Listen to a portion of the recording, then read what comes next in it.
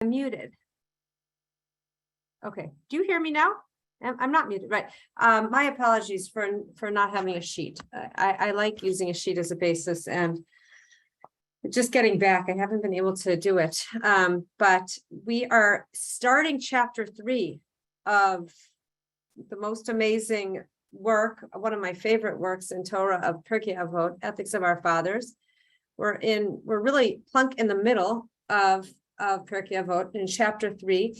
And now we meet Akavia Hallel, who I believe lived in the generation before the destruction of the Second Temple. And he was considered, there are many stories about him, and he was considered an incredibly righteous individual. And this is, I guess the word is aphorism, that is very, very powerful. And I really tried to apply it today. I was thinking about it today, and I said, you know what, I'm actually going to go through the mental process of applying what Reb Akavia is saying. And this is very, on one end, lofty, but on the other end, so important and critical. And we're going to bring it down in a way that we in this generation and the level that we're at can actually access this teaching, because it really is for all times. It is ancient teaching for timeless wisdom for all times. It's for us now. So let's take a look. Histakel b'shlosha devarim ve'ein ata bo lidei avera. V'histakel means reflect. It actually means to look deeply, to meditate on, to internalize and integrate. It doesn't just mean to reflect. Dig deep. I'm using our book here, so I'm giving a little, commentary on the translation. Meditate deeply on 3 things, and you will not fall into the hands of transgression. Okay, what are these 3 things? You might think it was learning Torah. It was interesting. At L'Chaim Center, when we were there, we had Rav Maimon, and somebody brought something similar to this up, and he said, learn Torah. Learn Torah. It doesn't say learn Torah. It says something else. Okay, here we go. Reflect on 3 things, and you will avoid, I really want to use the right word. You could use the word sin, you could use the word transgression, but I really want us to think about it in the context of reflect on three things, and you will avoid acting from the triggered, reactive part of you that just is the lower part of you, the part of you that doesn't want to access your deeper will, your deeper self, the taking part of you, the comfort part of you. Reflect on these 3 things, and you'll avoid kind of falling. Interesting, it says, Ve'ein ata bo lidei avera. You won't even come into the hands of wrongdoing. It's not even, you won't even fall into wrongdoing. You won't even fall into the hands of wrongdoing. Okay, what are these 3 things? Da, me'ayin bata. Know where you came from. Ula'an ata holech. Know where you are going. V'lifnei mi ata atid l'tein din v'cheshbon, and before whom you will have to give an account and a reckoning. Okay, so now Rab Akavia is now going to repeat himself and expand it outward. So know where you came from, know where you're going, know before whom you will have to give an account and a reckoning. And now he goes back and he repeats himself and expands on each one. Me'ayin bata, where did you come from? Metipe srucha, from a putrid drop. Ula'an ata holech, where are you going? Lamakam afar, dama, v'tolea. You are going to a place of dust, of worms, of maggots. Well, this is pretty intense. V'lifnei mi ata atid l'tein din v'cheshbon, and before whom you'll have to give an account and a reckoning. Lifnei melech malchei hamlachim hakadosh baruch hu. Know where you came from, where you're going, and before whom you'll have to give an account and a reckoning. Where you came from a putrid drop, where you're going, to a place of dust, worms, and maggots, and before whom you will have to give an account and reckoning, before the supreme King of Kings, the Holy One, blessed be He. Okay, so we're going to start with the idea of falling into our lower selves, falling into the part of us that just acts reactively, that acts from a purely emotional place, that doesn't sort through, take a deep breath, stop, kind of compose oneself, center oneself, and ask oneself, what does the deeper part of me want?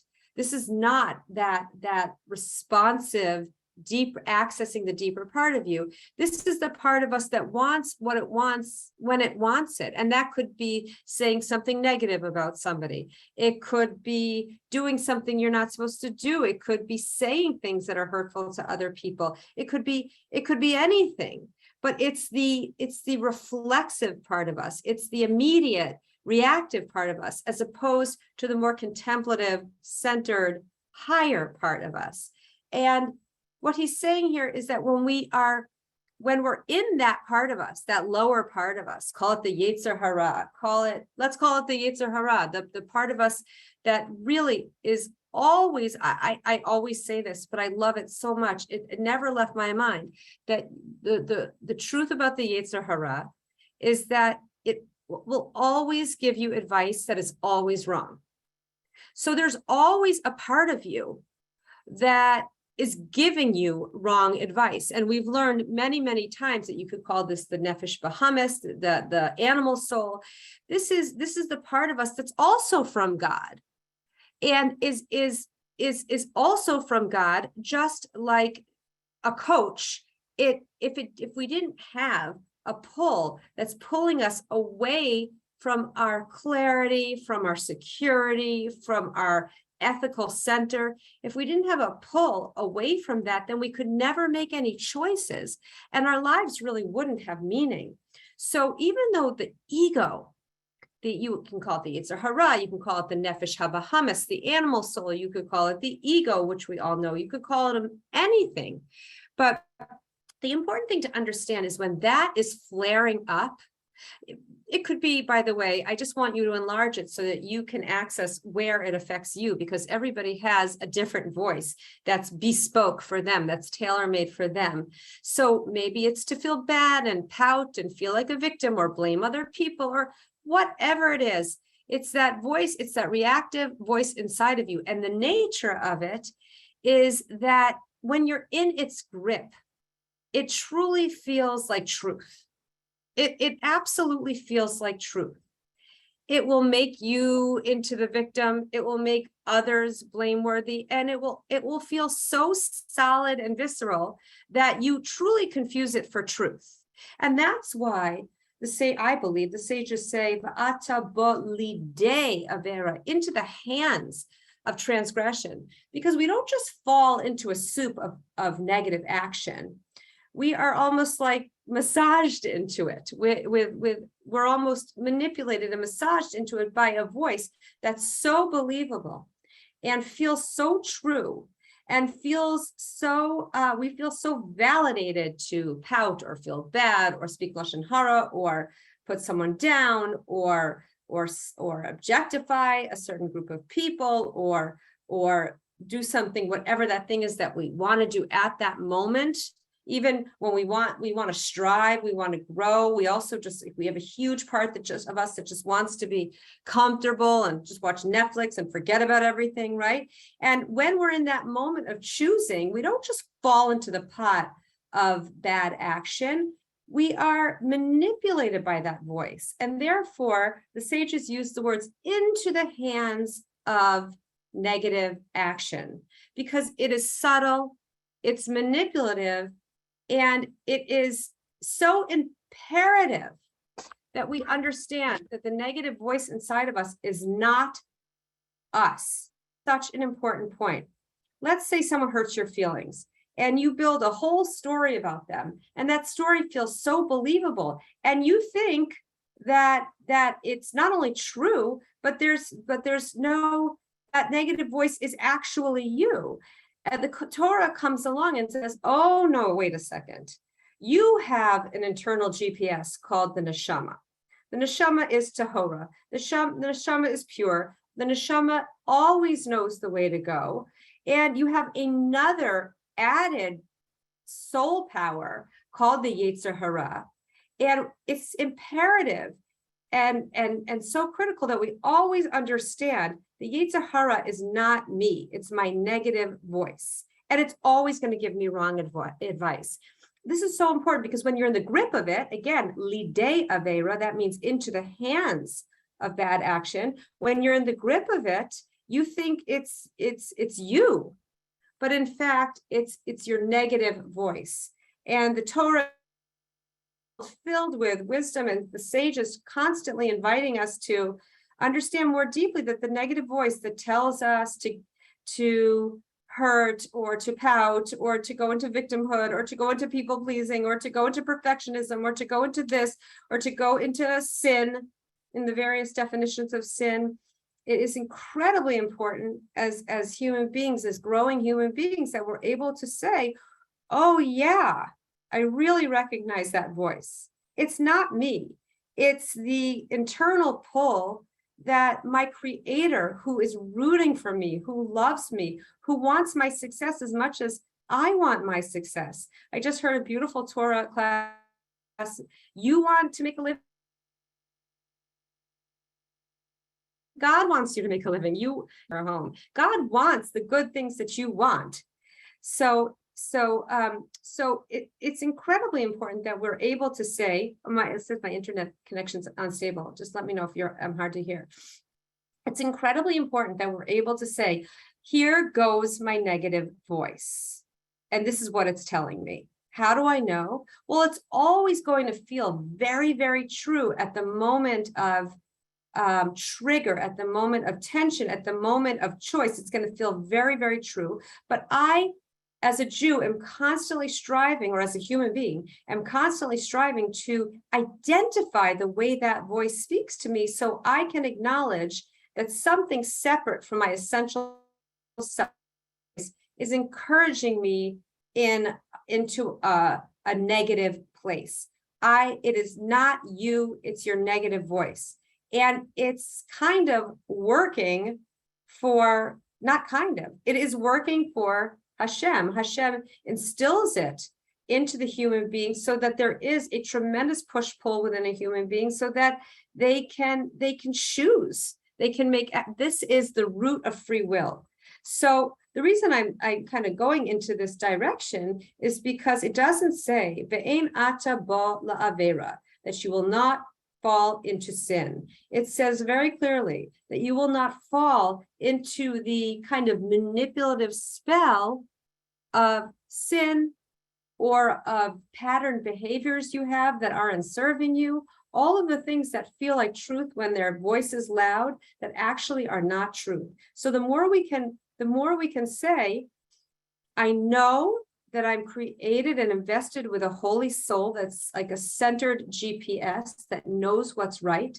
But even from childhood, I have a bespoke, we use that word all the time, like a man's suit that's bespoke to him, that's tailor-made for him. I have a Yetzer Hara, a negative voice that's bespoke for me, which means that since I was a child, it's been guiding and directing my behavior. I must learn to separate my very essential self with that negative voice and learn to say things like, oh, there it is again. There it is again. And now Rabbi Kavi is saying that once a person can separate themselves from the strong, seductive, manipulative power of the negative voice, then a person is ready, lahistakel, to reflect deeply. A person is ready to reflect deeply. And I read something that I thought was so incredible about sin. about bad actions, because really when the ego is roaring, we really don't have free choice. And when the ego is roaring, we are almost blind, and we can't always it's very hard to make decisions in the moment of temptation. When I say temptation, I don't just mean temptation for the big bad things. I also mean temptation to hold a grudge, temptation to be angry, temptation to move into perfectionism, all the things that we do at the moment that the ego is roaring, that the Yetzer Hara is roaring. We really don't have free choice. That's the nature of ego. It blinds you. I read this in Rabbi Irving Bunem's book. A story is told of a man who captured a Cossack in battle, kept him prisoner. Sometime later, he went to the rabbi to complain that the Cossack continually beat him up. Let him go, advised the rabbi. I want to, replied the man, but now it's he who's holding me, and he won't let me go. Rabbi Bunem writes, for a while, you may commit a sin from choice, but in time, you may find that the sin is holding you. This is another reference to the word lidei avera, into the hands of sin. For a while, you may commit a sin from choice, but in time you may find that the sin is holding you. Anyone who struggled with any form of addiction knows exactly what this means, but don't take this the wrong way. But my coach said this to me, and I've said it to people, and some people are a little offended by it, but my coach said to me, we're all addicted. Everybody's addicted to certain negative behaviors. Some people are, everything under the sun. One of my favorite psychology books is kind of like a list of, he calls them Shirzad Shamin, he calls them saboteurs. Some people are addicted to hypervigilance, fear of what could be, fear of germs, fear of sickness, or hyper-rationalism, or being controlling, or being perfectionist, or people-pleasing, or being the victim. These are all voices that for a while you might choose them, but in time you may find that it's choosing you. And Rabbi Bunem writes, we soon become prisoners to ourselves and slaves to our habit. So what starts with choice often becomes the very thing that's holding you captive. Anybody who struggled with any substance abuse definitely knows how true that is. I was choosing it. I mean, that's really when I decided that I wanted to stop drinking, was that I for a while it was a choice, and then it became something that seemed to have more power over me than I wanted to admit.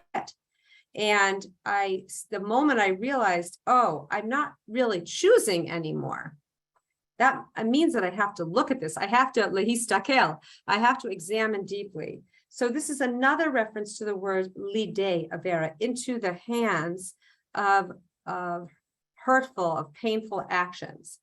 So now we know. So we are now told the first it says it twice. Once it says it annotated, and one said, and then in the next one it says it in an expanded form. Here we have it annotated.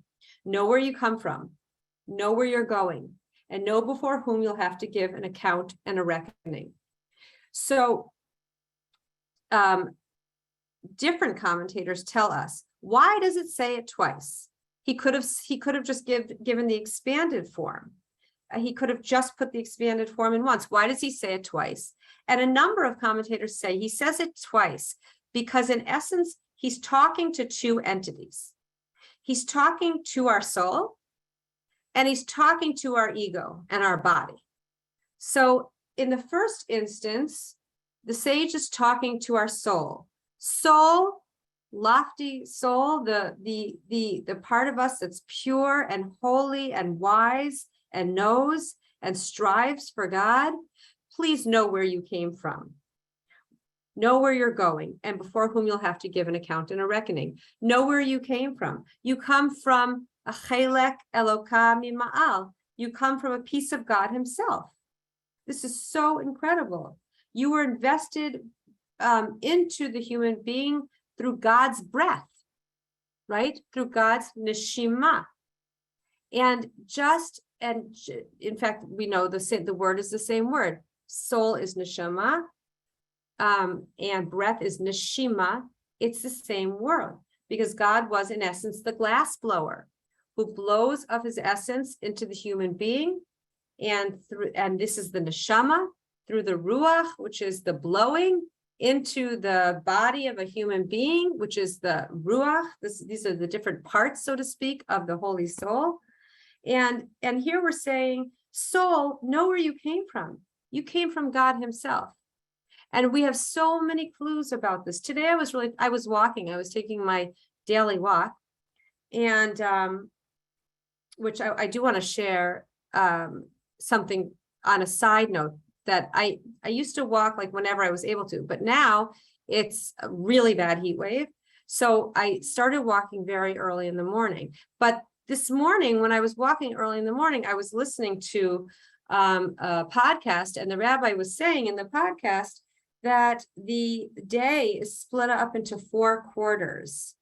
There is early in the morning, the ayelet hashachar, the time where the sun is, that moving into sunrise. And then there is sunrise through the morning, afternoon into the evening, and evening into the night. And they are represented by the different times for prayer, but they're also represented by certain levels of clarity.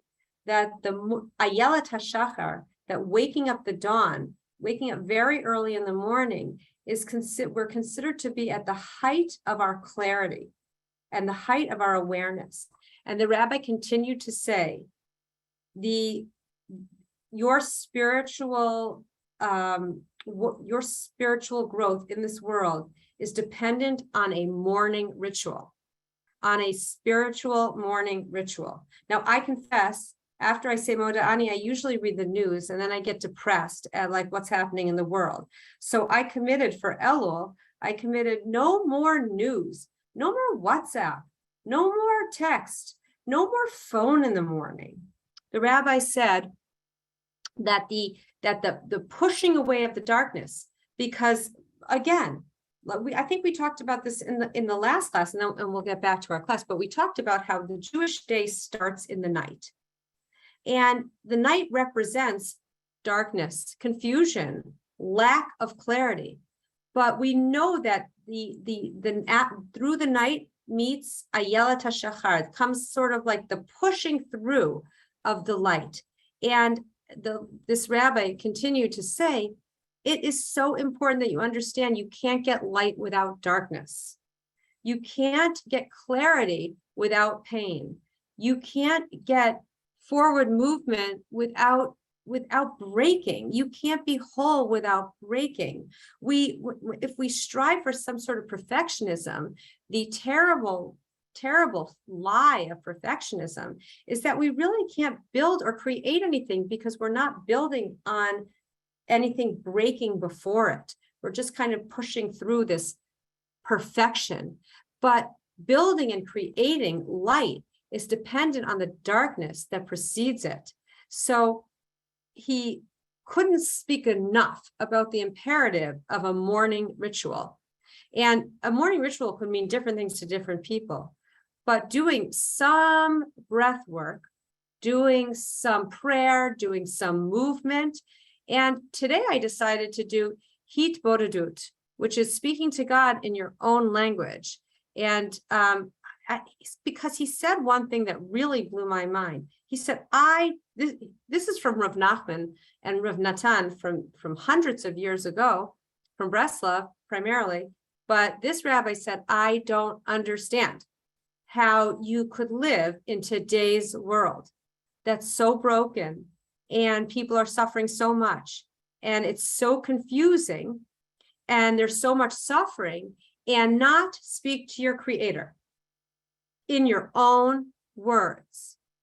It is the only way to get clarity, is to speak to your creator in the morning, ideally, because the morning represents the pushing past the darkness of the night into the light, into clarity. I mean, and all super successful people always say they wake up early, right? Wake up early, get what you need to do done at night, and then early enough, go to bed, wake up early. It's kind of like a trademark of a successful person, but it's really rooted in the fact that our clarity is greatest. The light has broken through the darkness. The wholeness is breaking through the brokenness.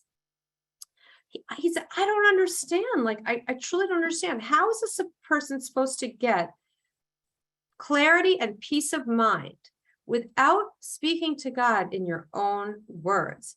So I'll do that in little bits, like little spades, like little bits, but I don't do it as a practice. So today I said, okay, basically I live on a mountain. So I listened to the podcast as I walked up. And I said, when I walk down, I'm going to speak to God in my own words. The first thing I want to say about it is it's a lot like exercise. You have to, or meditation, let's use meditation. You'll lose your way. You'll trail off and start thinking about, the pasta you want to make that night, or, the stock market. It's a discipline. It takes some time. But every time I started, and then I kind of moved away from it, but then I just kind of gently said, okay, Allie, that's fine. You're new to this. You're new to this as a practice. Just get back in. Well, so my walk is about an hour and 15 minutes. So for a good half hour, or 37 minutes, or whatever it is, I was talking to God and drifting off and bringing myself back. But I want to say that it was so helpful and so clarifying. And I started to think about what I wanted to ask God for.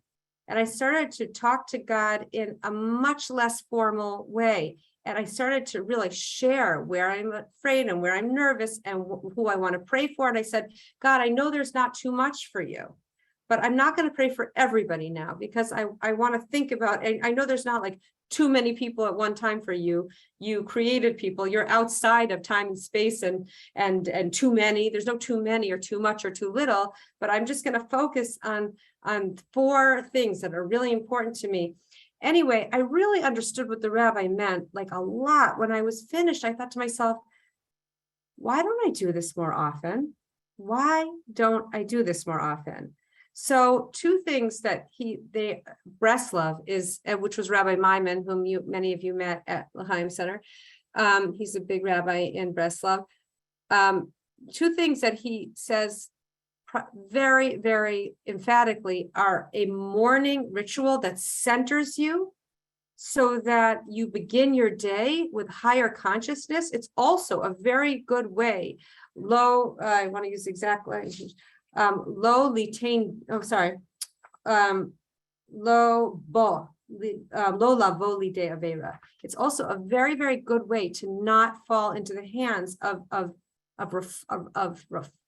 reflexive, just quick triggered reactive behavior. And everybody has their own. For some it's anxiety, for some it's this, for some it's that. For everybody's different.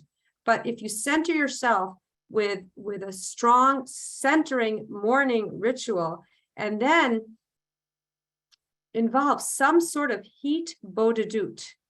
Boded means to be alone. Heat is reflexive. Ut, it means it's like makes it a noun.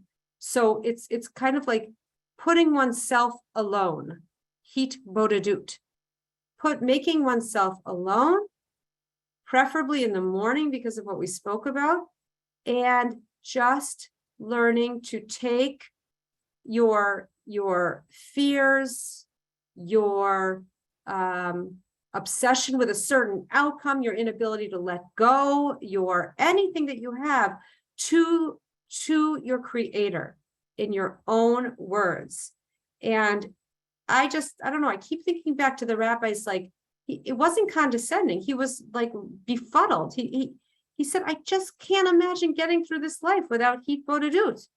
And, at the end of today, at the end of my walk, I said, I really do understand what he means, because everything is from the creator, and he wants your success, and he wants a relationship, and he is always there and waiting, and he's always patient. When we use the word patient, savlanut, we think of flesh and blood being patient. Like, I'm being patient, honey. I'm being patient, but I'm starting to lose my patience because we're finite people. But the creator is infinitely patient. It can take thousands of years before humanity gets to a certain point. it's a different form of patience. He waits for us. And when we say we're in, we want this relationship, we're coming closer, there's no greater joy. This rabbi also said, he said, all the money in the world, he gave Johnny Depp as an example, all the fame, all the money in the world. Evidently, Johnny Depp came and I don't think he used the word shalom bayit, peace in the home, but he was speaking about his trial. And this is not about Johnny Depp per se. It's just about how someone so rich, powerful, famous, he said, who has everything has nothing if they don't have peace of mind, peace in the home. And he said, so I don't think he used the word shalom bayit, but he said, I have everything and I have nothing. I don't know if he really said that, but this is what the rabbi said that he said. So there's no currency that can replace the peace of mind that comes with cleaving to your God and in your own words. And if you just let it flow, you'll be amazed. Things will come out of your mouth that will surprise you and that will lead you to clarity. These are some of the things that help us not fall into the hands of sin. And now I want to go somewhat quickly because I want to open it up with our last 10 minutes. Know where you came from. You came from God himself, who blew up his essence into you, creating your soul. Know where you're going. You are going ultimately you're going back to your creator from whence you come and before whom you'll have to give an account and a reckoning. Your deeds matter. What you do matters. But now I'm moving a little quickly here, but now we have the sage now talking to the body. So at first the sage says, soul, you are so lofty. You are so powerful. You came from God. You'll return to God. Ultimately, the only thing that you'll stand before is God himself, examining your deeds. This is you, soul. Now I'm speaking to you, body. Body, where do you come from? From a putrid drop. Okay, this is important to understand because sexuality in Judaism is considered holy and beautiful if it's directed into the right direction. It's considered the ultimate bond, and it's healthy and it's holy. Judaism never takes the physical world and calls it across the board unholy. All things in the physical world are holy. So what does it mean, a putrid drop? Still, even though sexuality is from God and holy, in essence, man is still created from sensuality. Meaning and again, Judaism never belittles sexuality because it's the true form of cementing and of love. But it's still a reminder. Body, you came from a sensual drip, basically. Body, where are you going? Your body is going to get old and ultimately die, and it will disintegrate into the earth. Before whom will you have to give an account and reckoning? Before the Supreme King of Kings, the Holy One, blessed be he. So what I want to take the next 10 minutes and explain what this is, sort of the juxtaposition of this, and then I want to open it up. I think, what I read, not just what I think, that what Rabbi Kavya is saying is a human being really has to look like the Rambam, Maimonides, speaks at length about looking at nature. So a human being really has to think, okay, how am I different than the rest of the physical world? Because it says in the Talmud that the human being is last in creation, first in importance, meaning everything is created on the first, second, third, fourth, fifth day. And on the sixth day, and in the sixth day, mankind is created. So he appears last after the animals, but first in intention, but most important, the crown of creation. The human being's created last, but the human being is the crown of creation. But here we're asked to think about it. Okay, we're created from, again, sexuality is holy and beautiful, but it's, in essence, we're created from like a drop, a drop of from like a sensual relationship. And then in the Gemara, in the Talmud, they give like the example of a flower. A flower is created in innocence. Okay, when I die, my body's going to disintegrate and there'll be no more use for my body. Whereas when an animal dies, their hide is used for leather. When a flower dies, their resin is used for perfume. So in essence, we're meant to look at who we are as human beings, that we're created nowhere as fast, nowhere as strong. When we're babies, we're totally dependent on our mother. We're not, when an animal is born, he wobbles on 4 feet and then he like gets going and he's, walking around within minutes. So the human being isn't as strong as the animals, but so what makes the person last in appearance, says the Talmud, first in importance? And there are many things, speech and many other things, but I'd like to point it out to the very first word of our Mishnah, which is histakel. Human beings have the ability, lehistakel, to transcend their immediate here and now, to think about their actions, to truly make choices, to forgive and ask for forgiveness, to transcend their drives and choose who they want to be, especially now. And I do want to say that. I want to say that very, very emphatically, that now is really the time where we want lehistakel, to think really deeply and based on where we came from, where we're going, before whom we ultimately, once we die and our soul goes to heaven, our body goes under the ground and our soul goes to heaven. Who will we be? What will we have to account for? So the idea that why is it so important now? Because we've just entered the month of Elul. So Elul is an acronym for Ani Vadodi Vadodi Li, I am my beloved and my beloved is for me. That God and the human being are in the most intimate relationship during the month of Elul. And as the Talmud says, the king is in the field, meaning God is more, even though God is infinite and always available, there's somehow some sort of spiritual greater availability where we have the power. And I want to say this because this is so important. We have the power of something called hit chadshut, not hit bodedut. Hit bodedut is going alone and talking to God in your own words. Hit chadshut is renewal. We have the power of renewal. So what is different? I mean, the human being isn't nearly as strong, isn't nearly as fast, has all these mental health issues and so many issues. There's so much about man that's kind of weak, way weaker than the animal. Born from a putrid drop, dying with no ultimate value of his body after death. So where are we stronger? Lehistakel, that we don't have to be slaves to who we've been before.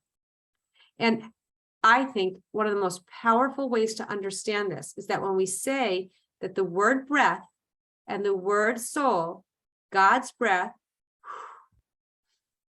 and our soul invests us in a soul, that means that we can use our breath to understand something very deeply.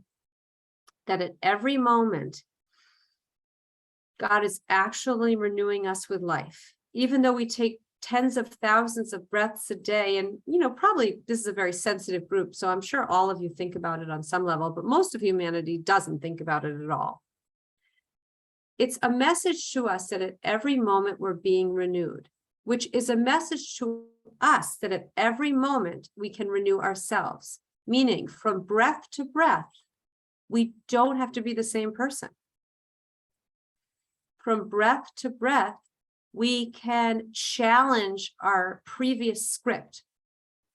And this is where hitbodedut is incredibly important. I mean, I've done it in my life, various times in my life, but very much fell flat during COVID. But I just started this morning based on the podcast that I was listening to. But I was thinking, wow, that we are literally invested with a reminder that the soul is infinite, and that we have an infinite part of us, which means we don't have to be attached in finite form to all of our reactions, to all of our kind of ego sabotaging, to all of our averos, to all of our negative actions, to all of our sins. We can begin again anew with every breath. And of course, I'm sure you're going to learn from Eve or Gadi or David, but the power of Teshuvah, which is really the power that we're in right now, and Elul moving into Rosh Hashanah and moving into Yom Kippur, which when you think about it is the greatest act of kindness. In fact, the Talmud calls it the greatest act of kindness of God himself, is that a human being isn't a slave to their previous bad deeds. At any given moment, they can do tshuva. They can sincerely regret and ask God for forgiveness for the deeds that they did, and ask other people for forgiveness in any way that they hurt them.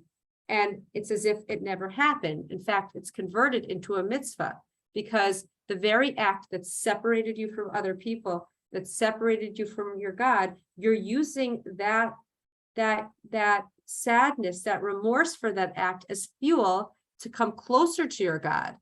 So this is the time of tshuva. You should definitely learn more about it. We can talk about it next time we meet, but this is the time to do it. So in essence, it really comes down to, look, the human being is a lot weaker from a putrid drop to a place of dust and worms and maggots. The human being is in many regards weaker than what exists in the rest of the world. What makes them the crown of creation? Even though they're the last to be created, they're the first in God's thought, so to speak. They are the crown of creation, lehistakel, to think deeply about your life and to move beyond your scripted reactions. And we've talked about in previous classes that if a person doesn't do this, if a person doesn't look at what, how they not necessarily stay in where they formed the beliefs that have guided their behavior for so many years, but to understand that if they continue to let them guide them, they really don't have so much free choice. That's what we talked about last time. It's debatable whether a person has free choice, because when the ego is roaring, a person is blinded. They can't see in front of them. It feels so true, so right. It feels like them. So what separates a person is the power of lehistakel, to transcend, to go deeper, and to contemplate one's deeds, to recognize that one has choice, and one doesn't have to be a slave to one's drives and reactions. And that is truly the crown of creation. So I think at this point, it's 12, so it's 12:50. So let's open it up. And if anybody has questions or insights into this powerful Mishnah, we would love to hear it from you. Oh, by the way, so just keep in your mind, hitbodedut, chadshut. Hitbodedut is talking to God alone in your own words, and you'll feel self-conscious or clumsy, and you'll drift off, and you'll start to think about how much you want a cup of coffee or whatever it is. It's not a big deal. Just bring yourself back and truly speak in your own words. You can go into gratitude. You can go into awe. I mean, I did a little bit of we don't have time, but today I found myself looking back at a series of events that led me to to certain learning that's been so powerful for me. And I was thinking about the series of people and things that this one had said to me that led me to this teaching, that led this person to get in touch with me, that led to this share, this recommendation that I learned this. I was thinking about the series of events, and I was thanking Hashem for being right there, guiding my life. So it can be in the form of gratitude. It can be in the form of awe. It can be in the form of bakasha, which means, please Hashem, help me understand, help me understand. I don't even know if it's help me understand, but it may not be, I might not be able to get everything I want, but give me clarity. Give me clarity. So you can ask, you can praise, you can show gratitude, ideally show them all, but most of all, not to feel, or you will feel uncomfortable, and that's fine. But like meditation, it just kind of, I think it starts to build. And yes, super. I'm gonna send you guys the podcast. I will send you. I love this podcast. His name, I'll just tell you the name, and you can look it up on your podcast. He's on all the different podcasts. His name is Gedalia, Gedale, Fenster, Fenster. And every day, Gedalia, it's a funny way of spelling Gedalia, Gadale, Gedalia, Fenster. And every day, I think it's with an F, and every day he gives a 35-minute class. And I love it. It's so much of what I'm saying to you today is some of the wisdom I've heard from him. And I love it. And he wrote a dude. Right. Sonny Levy did. Absolutely. It's really something. And hitchadshut means renewal. Hitchadshut means at every moment, not just every day, and not just Shabbat or Yom Kippur, but with every breath. Just like God is investing in you new life with every breath, so too you can renew yourself with every breath. It's a reminder of our capacity for renewal. Renewal meaning just because I've lived this way does not mean I have to live this way in my next breath. I can think about something totally differently. Okay, comments, questions.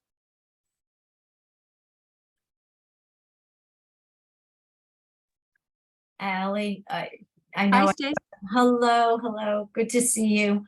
I was loving what you were saying before in terms of, when an animal dies, we're left with their hide. When a flower dies, we've got their scent.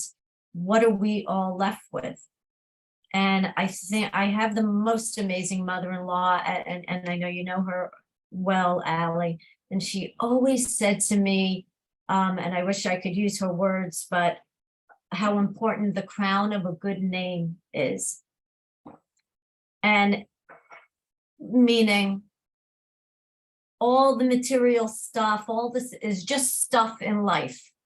You can't, she always said, you can't go to your grave with your things. Don't worry, don't worry. That's right. You are only going with your name and what they will say about you when you're gone. And it always stays with me, but I love it. And it puts so much into perspective. When yes, you're who you right? run through. Shem Tov, a good name. And Yeah. the mitzvot that you do, the good deeds that you do are eternal. And those you can bring with you. But the legacy on this earth is your Shem Tov, your good name, how it reverberates through generations to come. And you can't take anything else with you. So it's extremely powerful. And there are many stories that highlight just how powerful what you just said is, Stacy. It's a very fundamental Jewish idea. And you know what?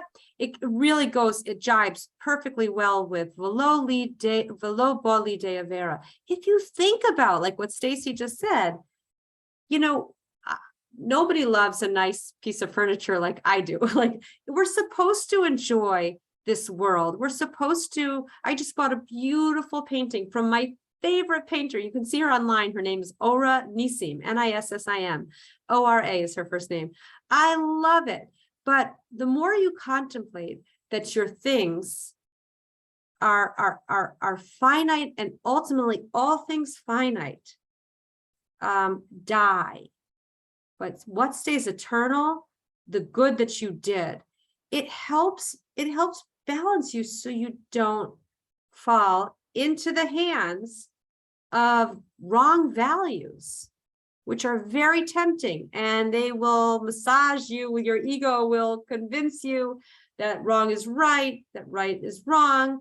But the more you contemplate, like even just what Stacy said, the more you say, okay, wow, like I'm tempted. But you know what? Like all I have is my good name. So you know what? I'm choosing this. I had that today, Stacy, by the way. I really wanted to say something negative about someone to my husband. And I was thinking about this Mishnah. And I said, I just don't have to say it. I don't. Yes, is there this kind of weird, perverse, cathartic sensation? Yeah, there really is. It's kind of like, I don't get, everyone knows what I'm talking about. It doesn't have to be said. And I'm proud to say I didn't say it. That is a shame. That's when we're getting in control of all the reactions, so that, and we're using the power of lehistakel to think deeply about what really matters. And that's how we don't fall into the hands of the wrong stuff.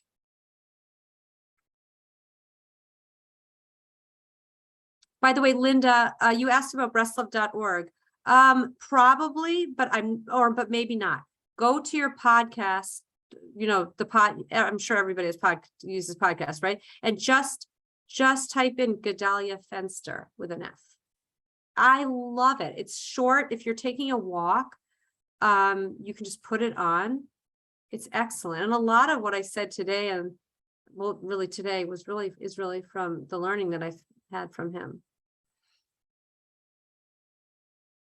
By the way, just to elaborate on how true it is that all the good stuff comes from the bad stuff, that the dawn comes from the darkness, that the fact that a Jewish day starts in the night and then the light pushes through. I want to leave this time for you, and I apologize but I do want to tell you this, that on my Hitbodedut walk, I was listening to this. He's not a rabbi, actually. He's not a rabbi. His name is Gedalia Fenster. I was listening to him, and I was thinking how helpful he's been to me. And then I worked it back. How did it happen that I got to Gedalia Fenster? So the first thing that I came up with was the day I'm being very honest because I love all of you. Well, I don't know one of you, but now I do. Now I do. So the day my daughter Hannah left, I was feeling so upset that I'd left her, that I actually did something that I never do, which is drink in the daytime. And I felt so sick and so bad that I remembered what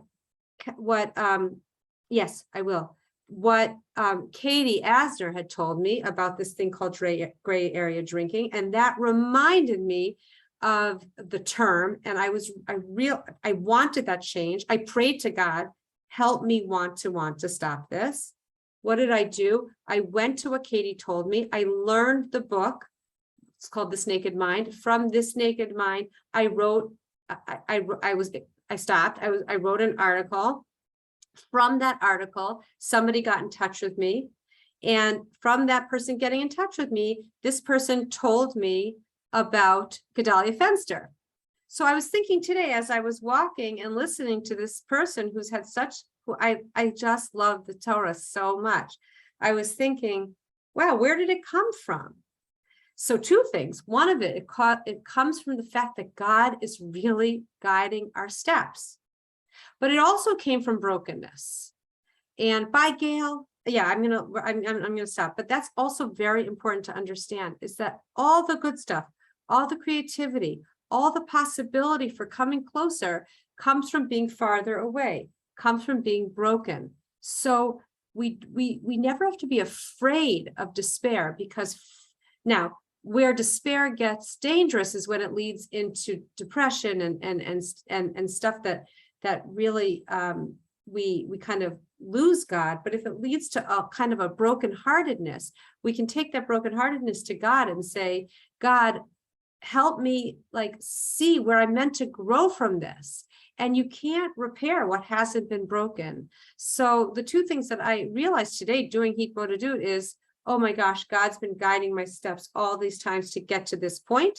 And now it's not even done because I told you about it. Now some of you are going to listen to it and something's going to kick in and you're going to get something. So it's so much bigger than we are. God is infinite. And it's so awesome to embrace the fact that we're being guided lovingly by God. And the other thing is the wonderful stuff comes from the broken pieces. The light comes from the darkness. It really helps you if you're feeling really dark, if you're feeling really alone, that something deeper is going to come from the experience. That if it was meant to be all light, we wouldn't be meant to create and grow. That the good stuff comes from the not good stuff. And a lot of you who've been through stuff knows how true that is. Your wisdom and your compassion and your connection comes from the broken pieces. So those are just I'm sorry, this was time for you to talk and I just went blah, blah, blah. Okay, who else?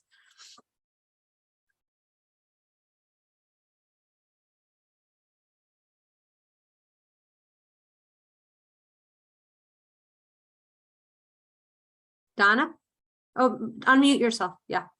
Thank you. No, I just wanted to say that I love hearing you. So, I mean, you're always passionate to me about your learning and your teachings but today I think it's just so uplifting to hear you feeling so, I don't know, I guess that's just what I'm feeling, inspired, I guess, and passionate more, about something new you learned, because I feel like you're so learned and you know so much. So it's so great to hear and thank you for I would be sharing really, that. thank you, Donna. I'd be curious. I hope some of you will listen to it. I've gotten a lot out of it. I think you would too, because I know you all well enough. So thank you, Donna. Anyone else?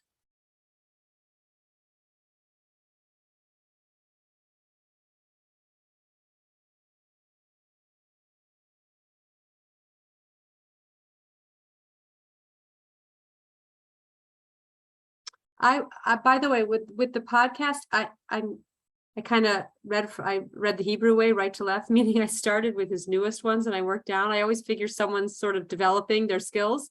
So I listened, the person who read my article, he sent me to this teachings.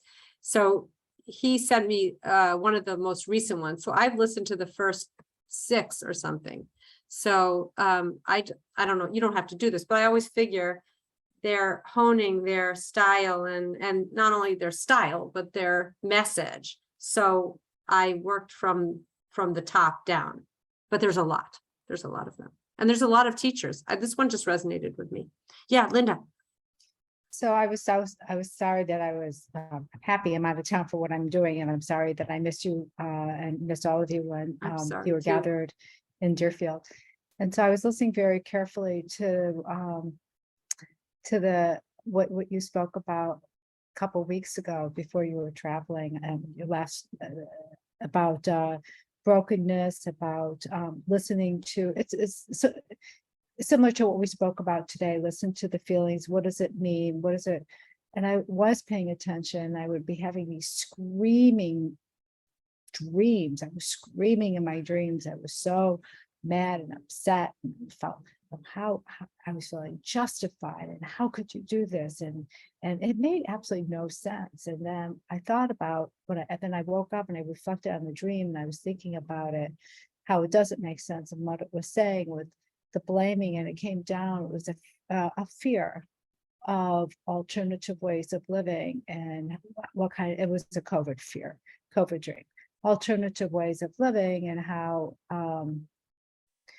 and if there's lack of transparency. And that sort of happened when not with COVID, but with whooping cough, how there was lack of transparency by my son's friend, who then exposed their family and their 2-month-old to potential exposure to COVID. So I was thinking, to whooping cough. So I was thinking about that. I was paying attention. I thought, okay, I see all that. So now what does that mean? What I need to do? Does that mean I have to create space, or do I just recognize? It was nice to be aware. You mean to go from the screaming to the stepping back and Creating he's space. choosing, thinking, Right. examining.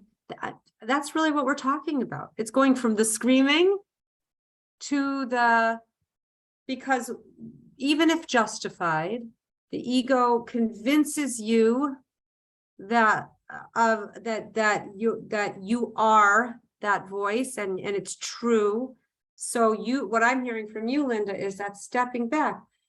If you want to live from the higher part of you, like Stacy said, like living connected to this idea of a good name, Shem Tov, I need to step back. I need to examine. I'll know what to do, or maybe I won't, but I'll have more clarity than if I go with that ego voice, that strong reaction. Yeah.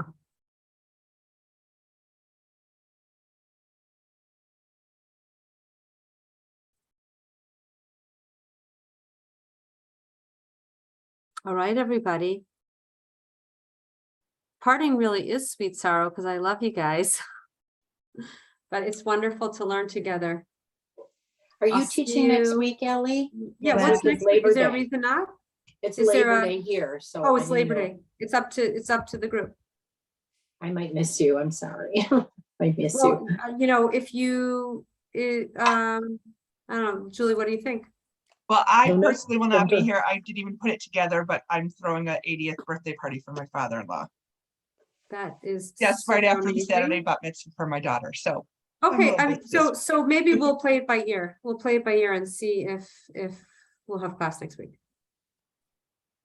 I can, but No, it's all good. I just thought I'd bring it up. yeah, because- no, thanks, Donna. Because usually we don't have class during the 3-day holidays. All right, so we'll tell you next week. Hi, Bye, Ellen. Thank you, everybody. Ally. Have a Thank good you. evening. Can Thank you, you- Allie. Great Bye. class as Thank you. always. Can you put the name Yeah. of the guy on the podcast? Yeah. Oh, wait. Could you Oh, on put the it WhatsApp? on? Yeah. Oh, no, Julie, will you just send it now? I'll spell it for you and you can send it on as an email to the group. Oh, no, should I put it on? You want to put it on the chat, Julie? Or you're muted. Or you can just spell it. I'm a very slow Okay. learner. Well, no, it's not your first language, honey. You're amazing. It is Gedale. I'm almost positive I'm right. Fenster, Fenster. Fenster. Okay. Yeah, that's right. Oh, Yeah. thank you, thank you. Okay, let me, drop me a line and tell me what you think. All right, everybody. See you soon.